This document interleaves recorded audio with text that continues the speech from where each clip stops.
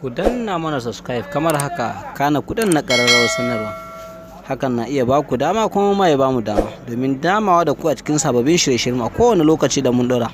To da yake magana ake yi ta wato jam'iyyar Labour Party wadda Peter Obi dan takara Peter Obi wato yayi darkan famfam ya kuma haukanta, wanda al'amarin ya dauki hankali matuƙa game da wato hargitsi tare da wato ba mutane mamaki dangane da karamar jam'iyya, bisa yadda ake tunanin cewar ita ce karamar jam'iyya wadda kuma ba ta da wani galihu, sai gashi kuma ta dauki hankali.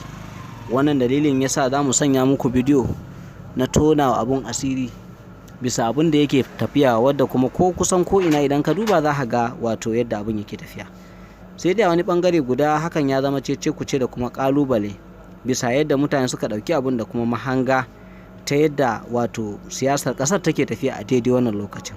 Manazarta kuma mahanga sun yi bayani sosai dangane da yanayin yadda zaben ya tafi. Sai dai kusan ko a wani lokaci su Labour Party sun nuna a kin amincewa. To kaɗan daga cikin yadda abin ya tafi kenan.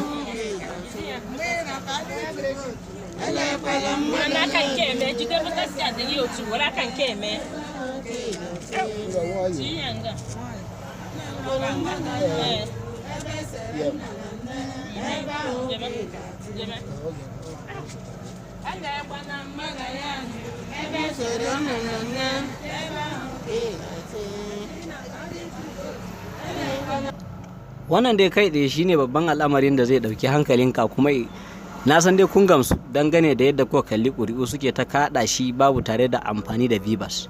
Sannan kuma duk yadda za a tantance bisa yadda INEC ta ba da tsarin yadda zaben zai ci gaba da tafiya. Idan kuka lura da wannan bidiyon da muka sanya muku shi ba ya amfani da hakan ba, amma kuma hakan dan takara Peter Obi yake ƙara ba da wasu bayanai.